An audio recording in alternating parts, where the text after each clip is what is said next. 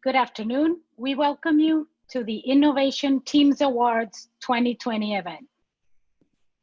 In this conversation, IDB President Luis Alberto Moreno will be joined by IDEO Chairman Tim Brown, followed by the Innovation Teams Award ceremony. This event will be held in English with interpretation into Spanish.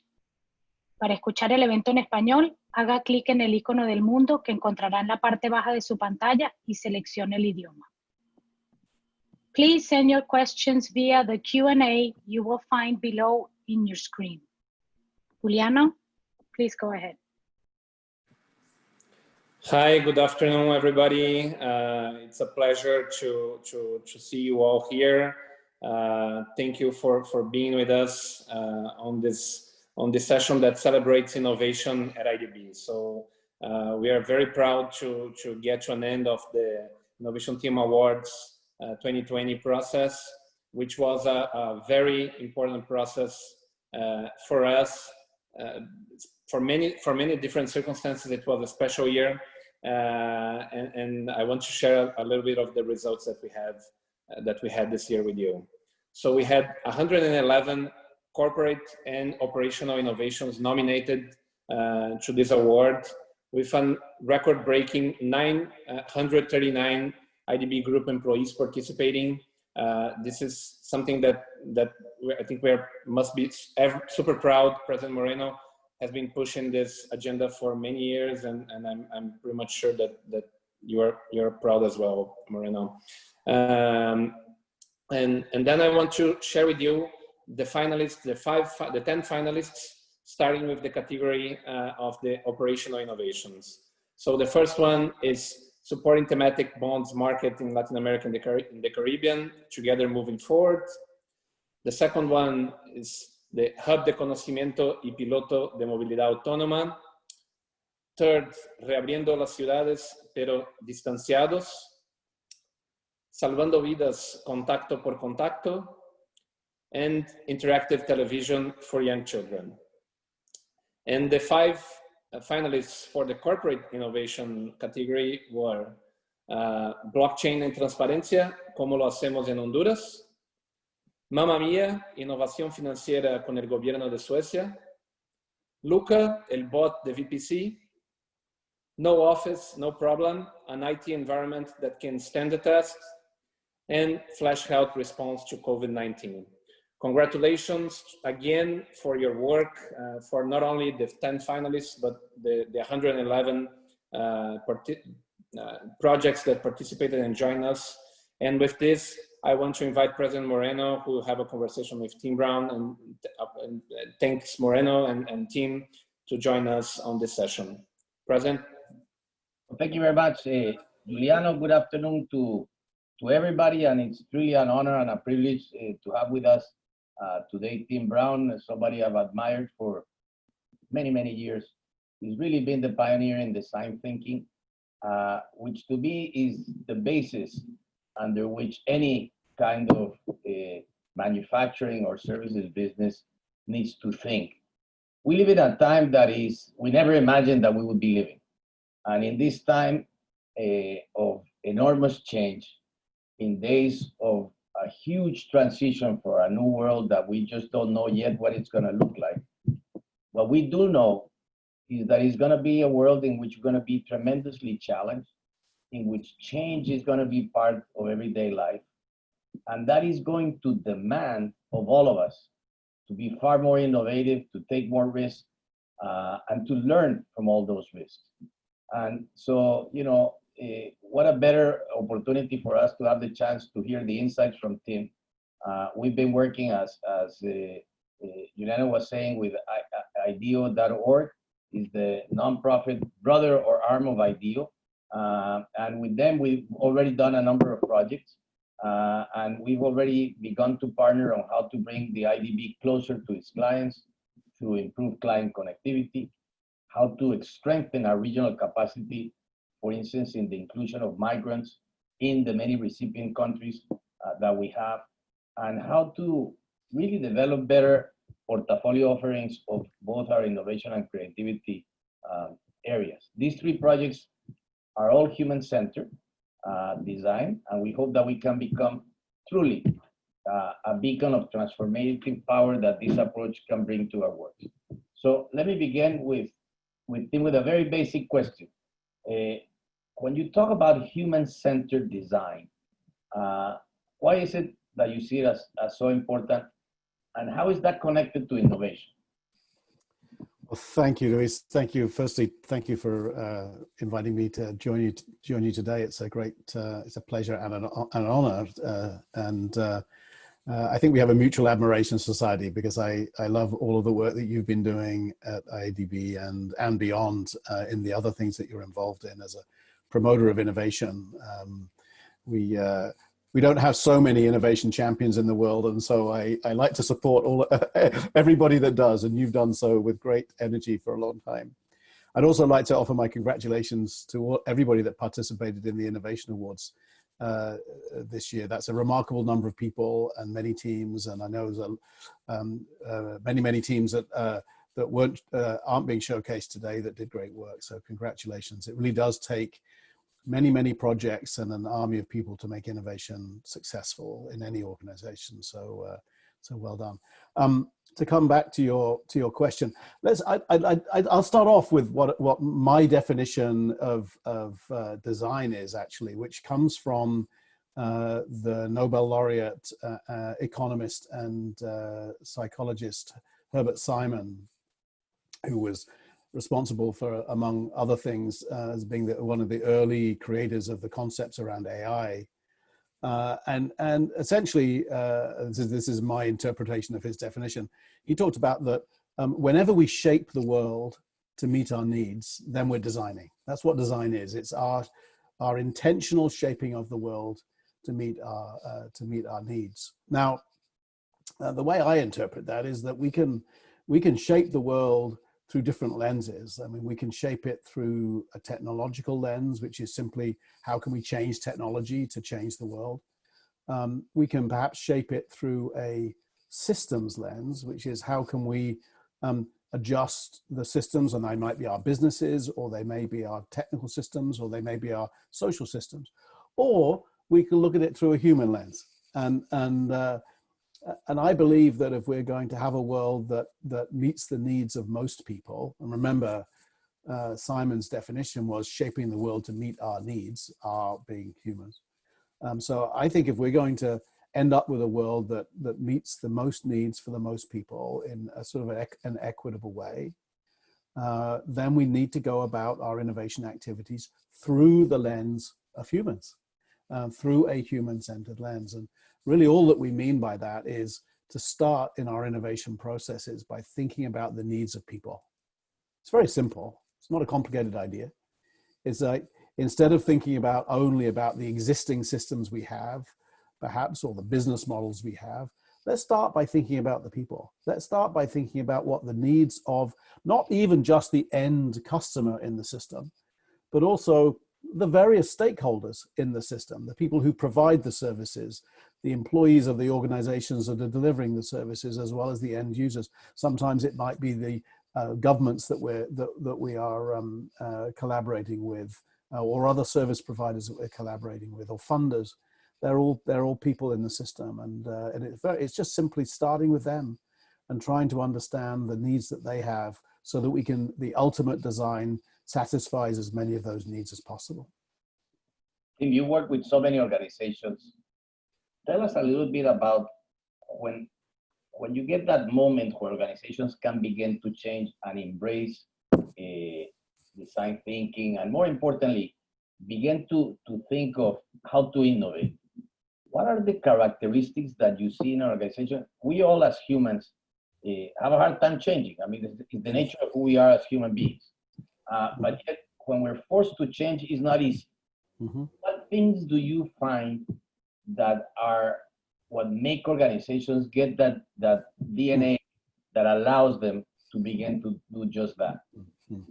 Well, there's two sets of things. There are what I think of as external things, and there are internal things. The internal things are largely about culture, a little bit about process and methodology, but largely about culture. The external things are sometimes uncontrollable. And for instance, we're in the middle of one of those moments where the external conditions have changed very rapidly for almost every organization on the planet because of the pandemic. And that is causing change and ultimately will cause, I believe, significant amounts of innovation. We're still early in that cycle because we're only a few months into this rapid change of conditions, and perhaps it's a more rapid change that we've seen in 100 years. But it will create innovation. That change in conditions will create innovations, no doubt about it in my mind. And we can come back to that later, perhaps. But I think these moments come along rarely, and while they are very difficult moments to manage, they're also tremendous opportunities for innovation. When it comes to internal things, then as I say, I think it's largely about culture. And we often talk about when we're thinking about our organizations, we often perhaps we're critical of of the things that don't let us innovate. The things that perhaps keep us focused on the status quo. And what might give us permission. But I actually think that there are other aspects of culture that are more important. For me, it starts off with curiosity, and often curiosity at a leadership level, but that curiosity then percolates down through the organization. For me, all great innovators have one thing in common: they ask questions that other people haven't asked. And those questions come through curiosity. It's like wondering why do we do things the way we do them? Why do these things happen when we actually want something else to happen? I think of one of the characteristics of great leaders when it comes to innovation is that they have the mindset of explorers. And what explorers do is they ask the question, what is over the horizon? Even we don't know what's there, but what might cause us to head towards that horizon and go and discover new things, and that comes in the form of asking questions. And so that curiosity is the starting point, I think, for all innovation. And then, of course, there are other characteristics like trust. Trust is important in an organization because it creates the conditions for risk taking. We often talk about failure as being a sort of somehow inhibiting innovation. I don't think failure is an inhibition to innovation at all, as long as the trust is there that what's going to be important is the learning that comes from taking risks, even if those risks don't turn out, those ideas don't turn out how we expected them to or how we hoped they would. And so we need to build cultures of trust. Not that we want people to feel that they can it's important that people understand that ideas have to have an outcome, but we have to have trust in order to take risks. So I think trust and curiosity are both the starting points. There are many other parts of culture that are important, but I think they're starting points. You touch on something that is, I agree with you entirely, which is aside from that curiosity, the issue of trust. And we live in a world where the trust in institutions across people is probably at the lowest it's been in a very, very long time. And certainly, we are part of an organization that is owned by 48 governments, and as such, the whole bureaucratic context is important. How do you see how we can begin to rebuild trust in our society? Because this, to me, is one of the more dangerous parts of this profound change that we're in. Well, I do think we have to understand that we're in a tremendously critical transformational moment as we leave a world that, for all of its faults, was one that we understood relatively well and that we had designed most of our systems to exist within, and that was the world of industrialization. That was the world of the results of the industrial revolutions that happened 200 years ago. And we are transforming into a world that's post-industrial revolution, that is about things like, people talk about it as being the fourth industrial revolution, but I think it's actually in some ways a bit of a misnomer to reference, because it's beyond the industrial revolution. It's about It's about a world that's really of the internet and of the capacities and capabilities of digital technology. And that has shown that many of our societal systems are really unfit for purpose. They need to transform. And then I think that is some of what's leading to the mistrust. So whether it's the inequities that have resulted in terms of wealth, whether it's the fact that our systems preserve inequities and privilege that need to be left behind because of so much of the privilege that it's a result of the Industrial Revolution. It happened because of where the Industrial Revolution happened in Western Europe, in North America, and it's left inequities both in those societies but also in other societies such as Latin America or Africa or Asia. So we have to move on beyond those. And so until we start to redesign, I think, some of these systems, whether it's our systems of education or health or even capitalism itself, we will struggle with the mistrust that comes. And I do believe there's a role for innovation, a huge role for innovation, and a role for design thinking in that, in this transformation. We need to give ourselves the permission to see that there are alternatives. There are ideas beyond those that we've accepted as being the status quo, and that it needs our creativity, it needs our imagination to explore and imagine what some of those new possibilities are. I'm sure that you have, Tim, looked at how everybody today is trying to think of going back to work. We have been struggling with that at the IDB, as I'm sure everybody is. We actually were hoping that we could come back after Labor Day. But the more we look into this, the more difficult it becomes. Some people, and we've done actually polling inside the bank, I would say some people are happy to continue working from home. Others are fearful that they go back to the office because everybody owns their own fear. When you think about design thinking, what do you imagine the office space of the future would look like? Or are we gonna be more kind of creating that 15-minute life where everything is available around your home? How do you think of that? I'm sure you're getting a lot of calls from people who all of a sudden had all this amount of real estate that maybe today is not worth that. Maybe you shouldn't invest in it. I mean, that is probably something that you get calls all the time. I'm just curious how you are looking at that. I mean, it's fascinating. I think that I think we make a big mistake if we think the current situation is the new normal. I'm totally positive that is not the case. I believe that we will move towards probably a large number of different experiments in what the future is going to be like over the next couple of years, and some of those experiments will prove to be successful and sustainable. I think my current view, and I will admit that my view is changing constantly because we're learning all the time. I think we will find that and what I hope we do is that we will question some of the assumptions that we have about the nature of work and how we do it, or how we did it pre-pandemic, and what we have learned from this forced separation, this forced isolation, everybody being at home, will be that we don't need to be in the office to do some of the things that we used to assume that we needed to be there for. But on the other hand, there are some very human activities that we need physical presence for. I suspect that we will see organizations experimenting with thinking about the nature of different parts of what we need to do as organizations when we work together. And so my guess is that we will start to see the office space, which will still be important. We may not need as much of it. I think that's possible.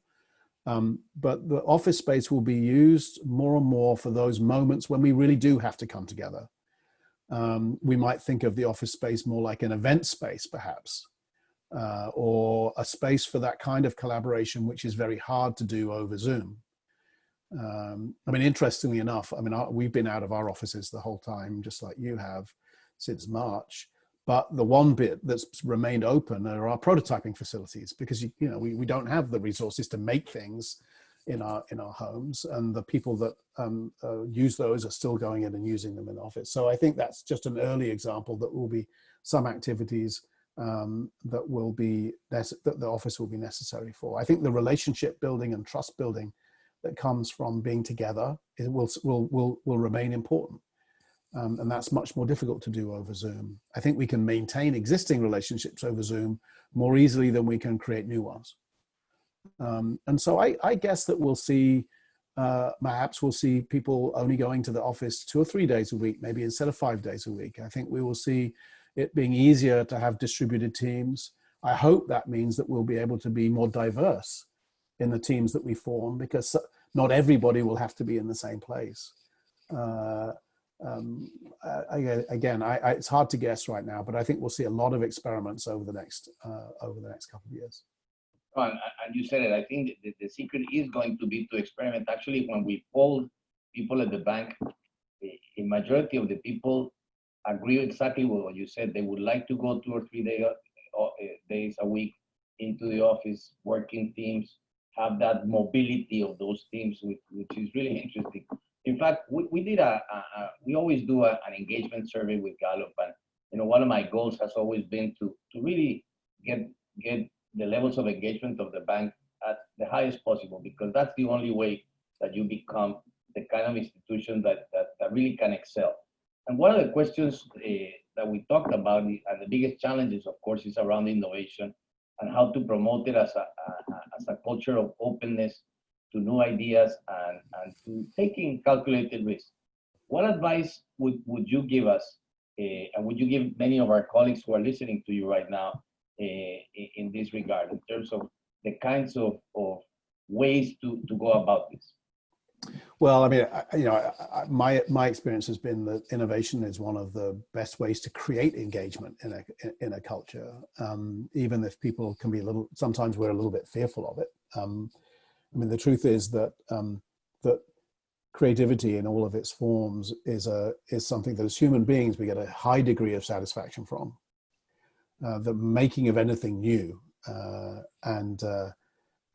just look at the pride that our children have when they bring something to you that they've made for themselves. I mean, it's a deeply ingrained human need, I think, actually, is to create new things. And so if we do that within our work, then that creates a much higher level of engagement in our work. So it's a little bit of a kind of a chicken and egg problem, I think. We need engagement to create innovation, but innovation creates engagement. I believe very much that one of the things that we need to do is to attempt to democratize and spread the opportunity to participate in innovation as far into the organization as we can. And the awards that you're presenting today are a great example of doing that, right? I mean, 900 and something people in the organization participated in innovation, and I guarantee you that those people feel more engaged with the organization because they did that than if they hadn't have done that. We've seen that in even in places like manufacturing. You go back in history to organizations like Toyota that introduced design thinking into their manufacturing line. I mean, they call it the Toyota production system, but it's very much a design process in order to have people engage in all of the problems that might be solved around quality in manufacturing. And that's what led to the quality movement, and it led to massive increases in improvements in the quality in manufacturing, first with Toyota and then across the world with so many different companies. So I think we've got lots of evidence to show that engagement in innovation creates all kinds of positive outcomes. Of course, that means we have to create the opportunity for people to do so, the permission for people to do so, the expectation that they will do so. But for me, the results speak for themselves.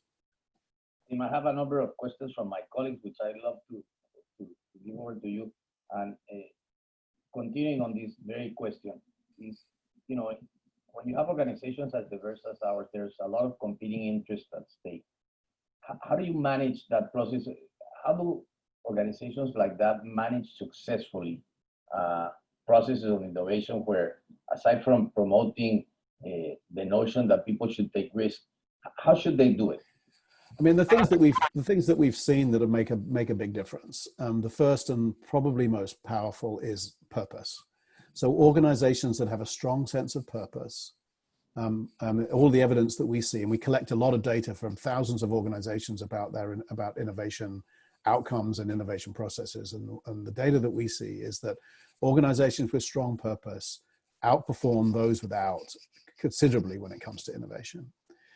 So that's the first thing I would say. The second thing I would say is that you need a combination, I think, of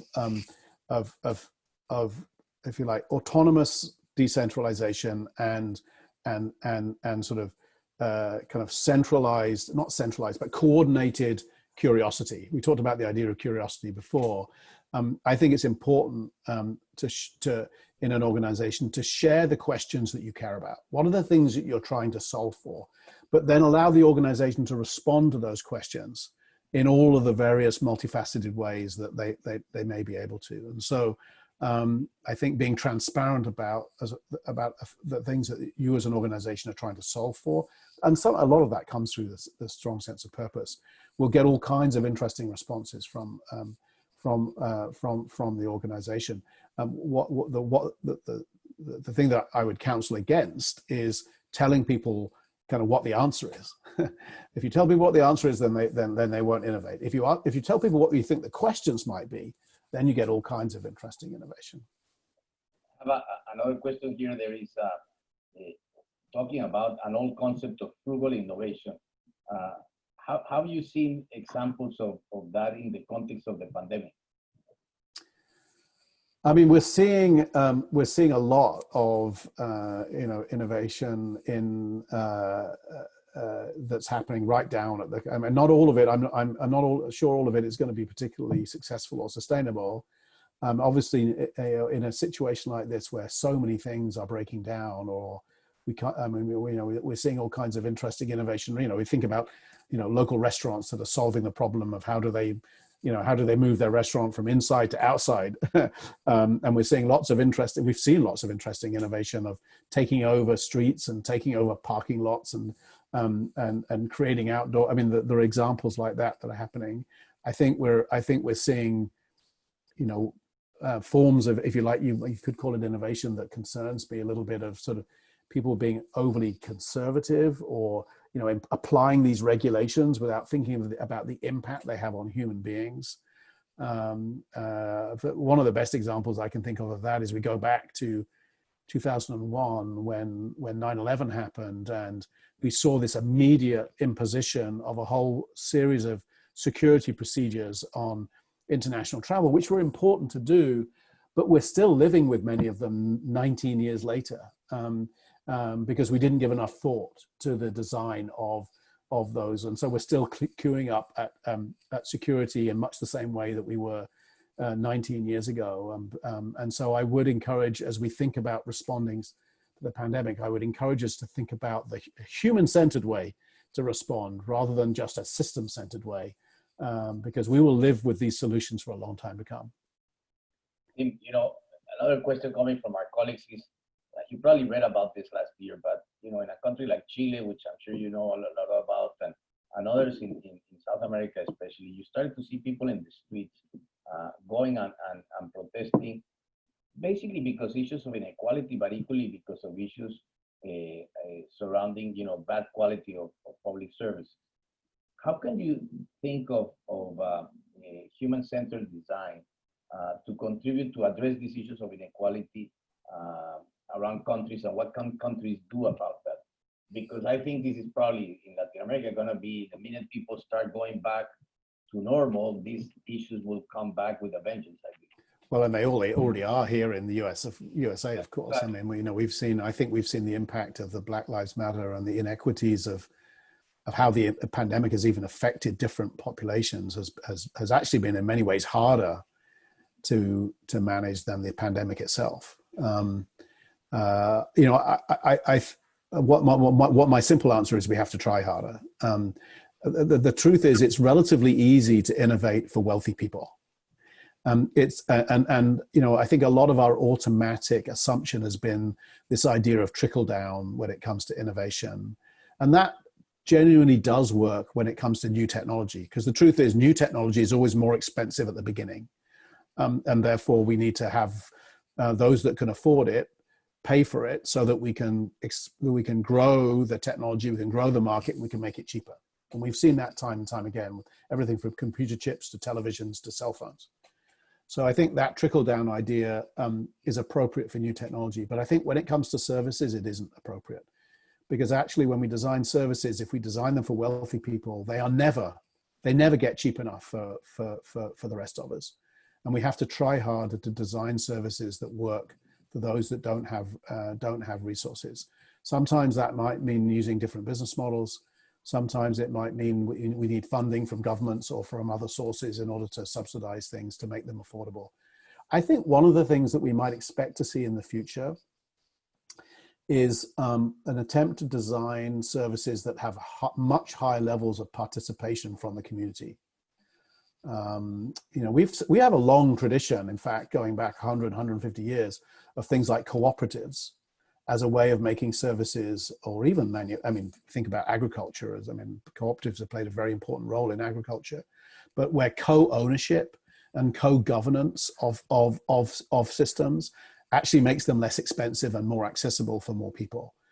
And I think we might expect to see that in more places. One of the things that excites me about the current moment is that we are seeing some very interesting innovations, and I'm sure you're spending a lot of time looking at them with the bank, around things like some of these crypto-based, blockchain-based technologies that allow us to imagine new ways of funding and financing and governing large systems with high degrees of trust, that I think are going to show, and we're already seeing some interesting new startups where we've got co-ownership and co-governance and co-financing of startup activities in different fields, starting off in financial services, but already moving to other areas like talent management, for instance, that I think show potential. But I think we have to try harder. We have to innovate when we're talking about services in order to really focus on serving those who don't have resources today. And I think it's going to take a lot of hard work. I know we have many questions, and I know I want to talk about the winners, but let me just add a lot, and I'm sorry to my colleagues that I could not put all of the questions that have come in, but two questions. One is, you know, we at the IDB have been talking a lot about the innovation, and you know, especially talking about it in a very open way, and talking about failure. Talk to us about your cases where you have learned through failure, and also an advice to somebody very young, very early in the organization, who has a great idea and who has this fear of perhaps going with that big idea because, you know, he doesn't really know the organization, or because he's too crowded down. How do you do those two things? Well, I mean, it's hard to avoid being. You know, this is an easy. We talk a lot about failure, and you know, of course, it's, you know, we hear lots of trite responses to the idea of failure, but the truth is, failure is simply a learning process. My recommendation: we should treat innovation as a learning process as much as we treat it as a process that's intended to create outcomes. And if we think of innovation as a learning process, whether we succeed or fail, we will learn. And indeed, every innovation that I've ever been involved in has had some amount of failure and some amount of success and lots of learning. You know, I mean, one of the golden rule of innovation is we're not really innovating until we are learning, which means we're not really innovating until we're trying things out. We're testing things, we're putting things out there, we're sharing ideas. If we hold our ideas in our heads and just think about them, we're not really learning. So we're not really innovating. It means taking the first steps as soon as possible, make the simplest version of your idea, share it with others, test it, learn from it, make it better.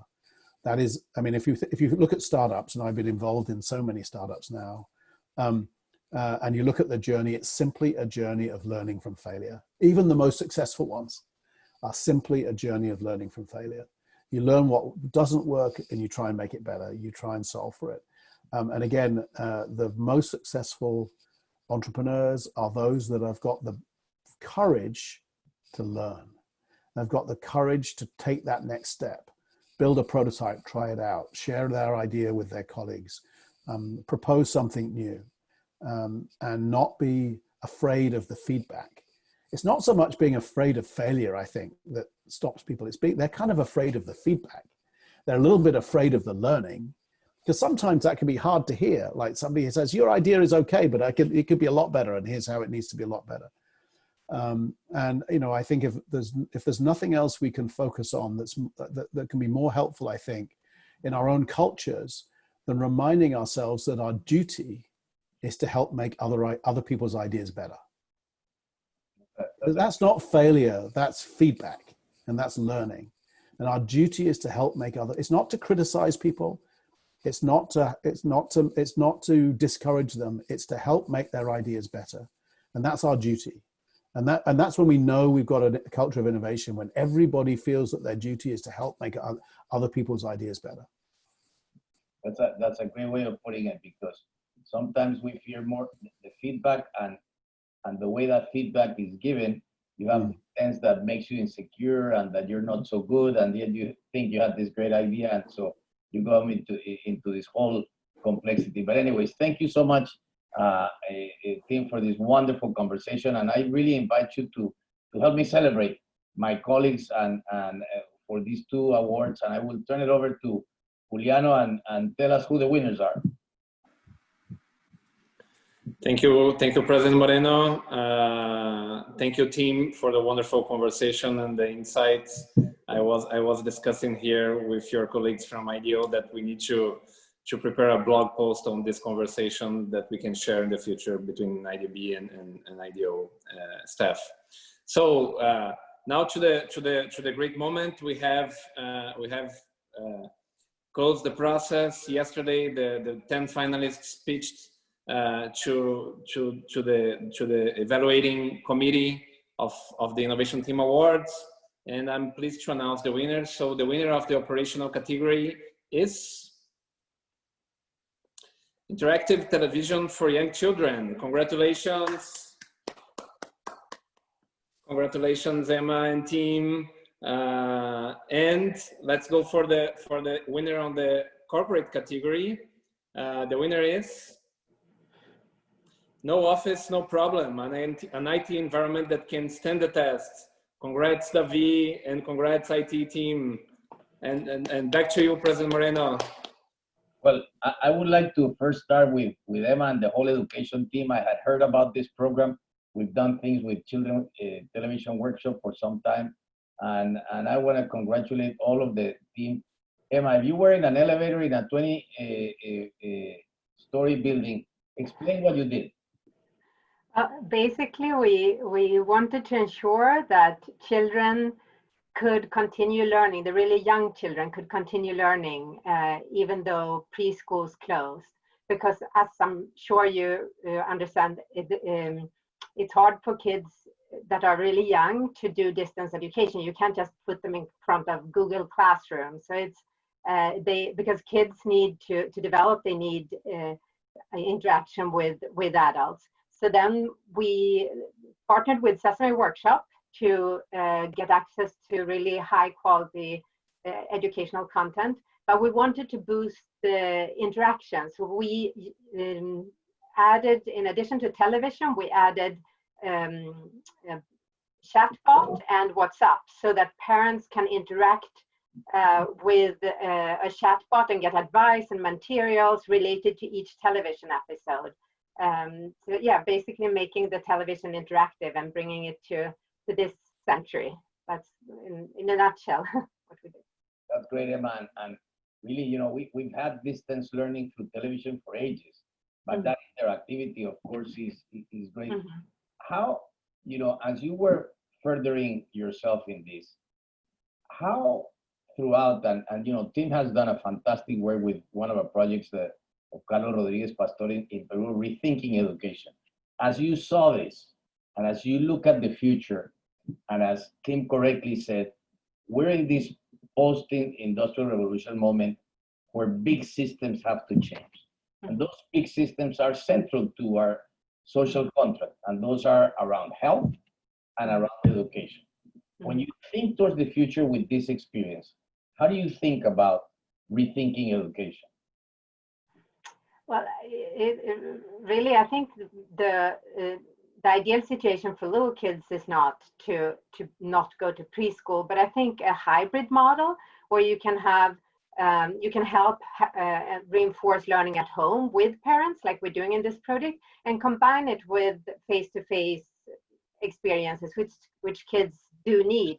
But I don't think I really don't think we ever go back to the old. I hope we don't go back to how it was before, because it wasn't ideal. We need to change education, as you well know, and we need to partner more with parents and really nudge them to interact more with their children, because that's how you reinforce brain development. Well, thank you very much and many congratulations. Emma, I'd like to now go to David Canova to tell us about in the IT department and to really congratulate Nuri and the whole team. As you probably have all heard, every morning I do a conference call or a Zoom or a Teams call with all of the key people of the bank. And I always begin with Claudia Bock, who runs, as you know, all of our administrative and finance issues, but especially to understand how the staff is doing, the personnel issues. And then I always go to Nuria to tell us how are we in the technology, what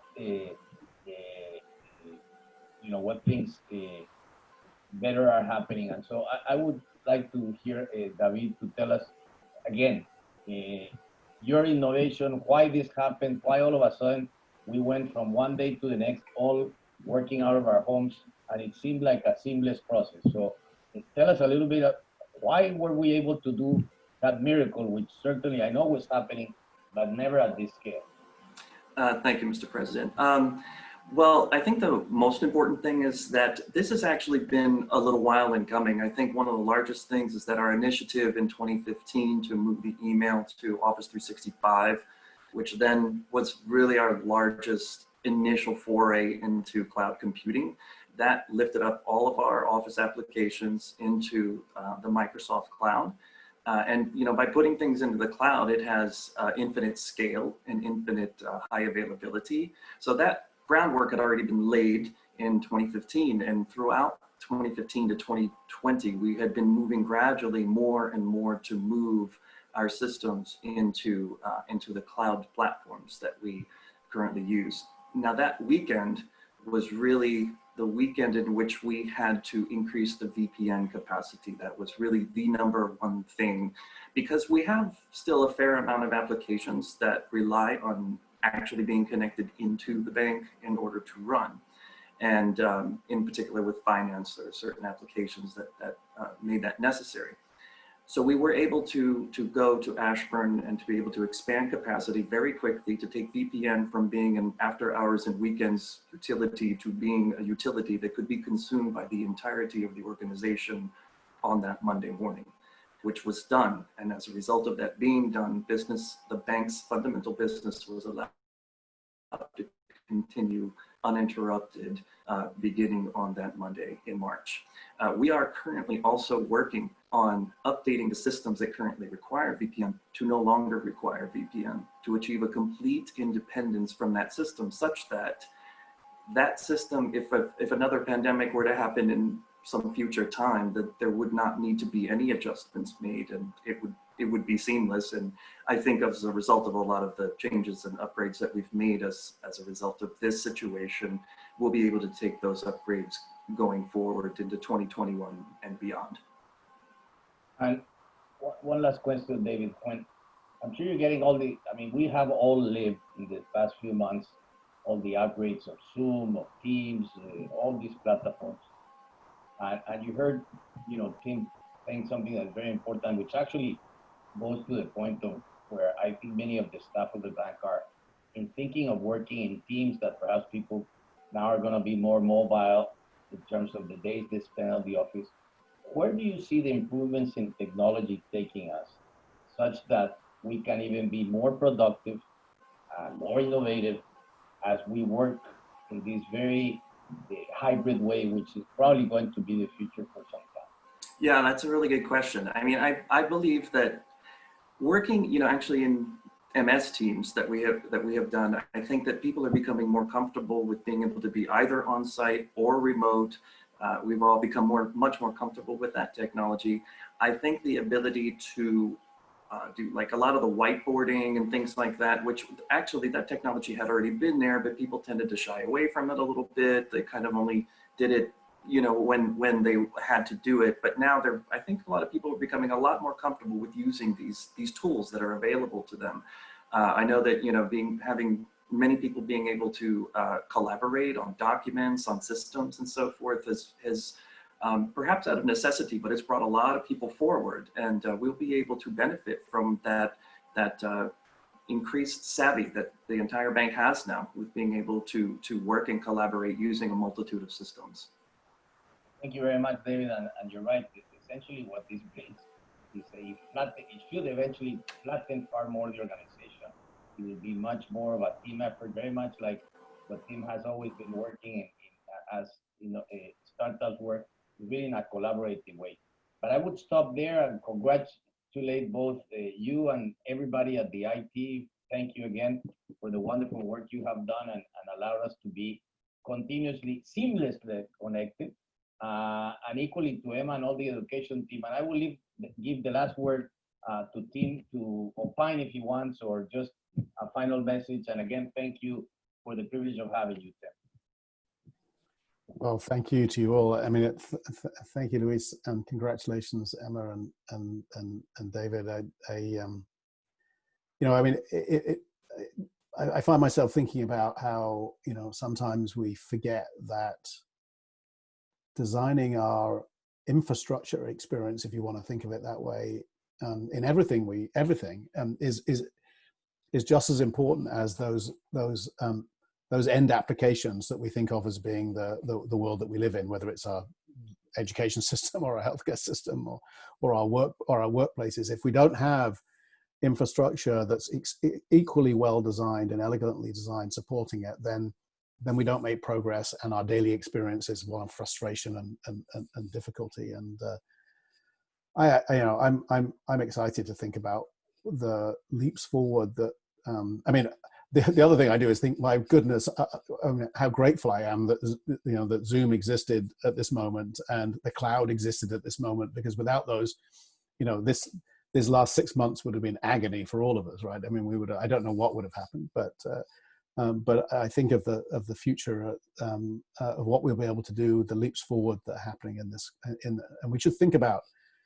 I mean, infrastructure can be designed from and innovated through a human-centered lens, just like the end experiences can be, and this is a great example of that happening. And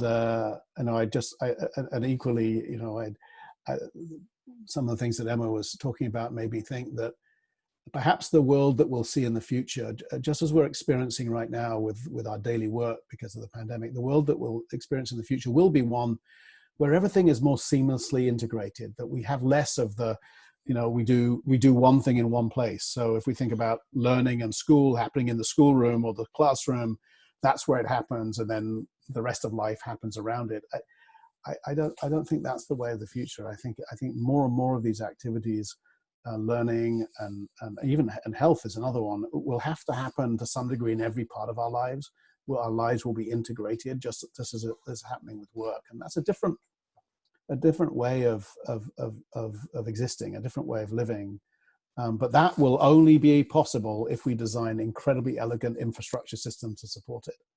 And so I look forward to all of the innovation that's going to come from you all at the bank and the many other organizations that you work with, which will help make millions and millions of people's lives better. So I would encourage you for that to be your mission. You know, use innovation to make people's lives better, because there's nothing more rewarding than that. And but congratulations to you all, and thank you so much for inviting me to join with you today. Thank you so very much, Tim, and congratulations to all the team. It's been a real privilege, and to me, nothing made me more excited than to see what we're doing. And so many congratulations to both the education team headed by Emma and David's team at IT, and everybody in IT who's made our life so much easier and better and seamless in these very difficult times. So again, thank you all. Great afternoon, and everybody have a great weekend. Goodbye. Bye, everybody. Thank you.